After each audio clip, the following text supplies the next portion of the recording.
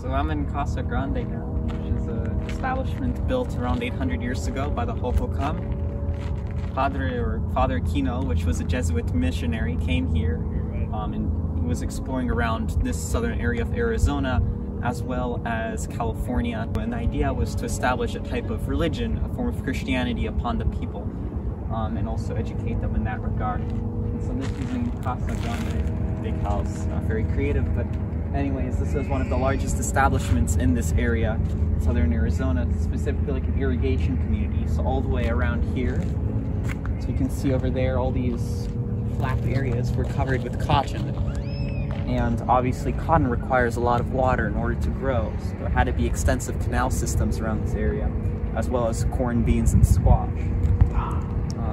On top of that, this site had a specifically interesting astronomical purpose, which I'm going to explain later, which relates to archaeoastronomy. So over here is an example of various irrigation canals and systems, and possible settlements out around this area of those irrigated canals.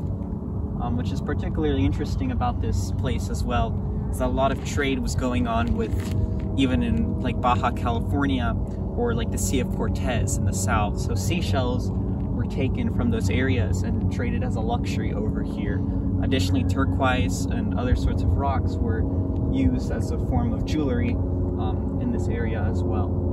And so between these in this compound, which is approximately like 92,000 square feet, you can see over here where the walls of this compound may be. And you just see those little mounds that are on that side over there, if you look carefully.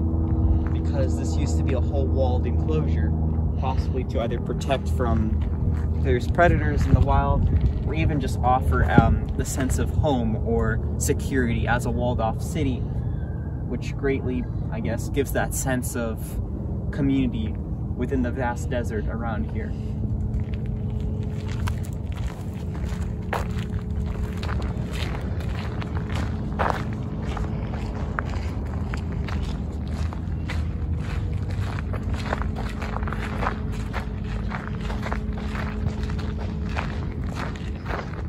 So this is the main reason why I came here. If you look at this sign, this explains the purpose of this site as an archaeoastronomy observatory. Casa Grande has a very interesting relationship between the sky. From the sky, based upon the sun's orientation, or even the moon. These windows up here, specifically those two corner ones, if you look in those corners, it's symmetrical, this building. The light from the sun would shine through that window and come down as a shadow over here, approximately. Or even the beam of light would come down. And what was really interesting about this is that the light came at these specific times. And if you read over here, it's at the summer solstice. The sunlight lines up with the small hole on sunset on the longest day of the year. Because the sun, obviously on the solstice, what happens, especially the summer solstice, it makes its longest arc through the sky. Therefore, the sun takes the longest to go from sunrise to sunset, and it has the lowest possible angle of declination and inclination when it rises and sets. So the angle of the sun just becomes just right, so when it's sunset, it hits that opening. On no other time of the year that would happen. And then this other one keeps in mind the moon, which also stands still, what's called a lunar standstill, when the moon doesn't really make an arc through the sky. It seemingly stays in place for more than one day. And obviously this was regarded as an interesting celestial event because the people thought it might have been strange or mystical or almost supernatural that the moon doesn't move.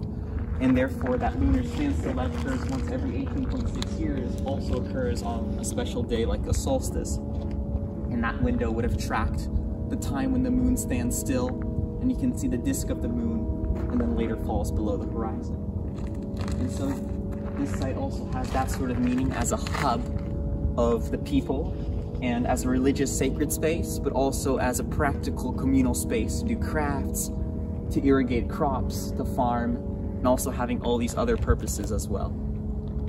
This site was built with this sort of calcium carbonate mixture, which they called caliche, in order to actually solidify the walls around here, because otherwise it would have crumbled.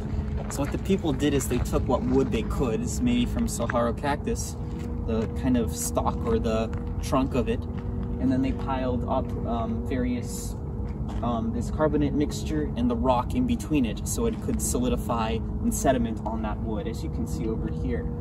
And what's interesting is that type of mud, or that clay, or that rock mixture, that caliche almost kind of divided it into those different layers and chunks that you could see over there. It's sort of layered, almost as if these rocks kind of solidify at a certain time, and they can add another layer on top. And those horizontal lines, they're called courses as well, which is, they say the height of a batch of caliche was piled in one work section before being left to dry, and when they dried out, they put another type of that mud on top.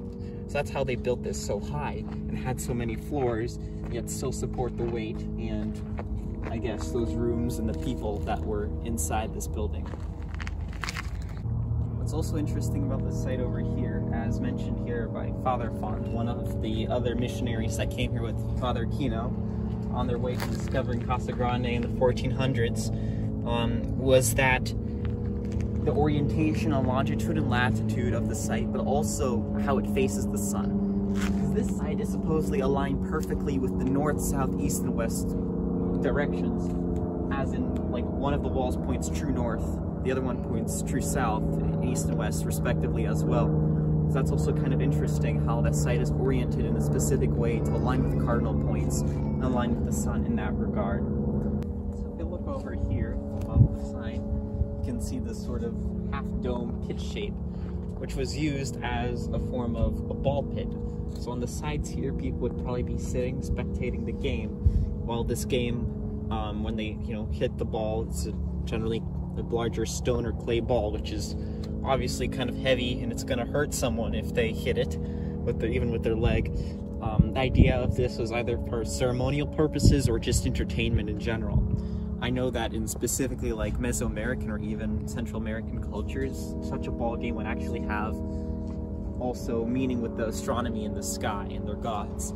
But here in the Southwest, it was probably more for entertainment purposes, and that nobody really knows exactly what the purpose of such a game is, because that's only told in stories, not really written and documented as much.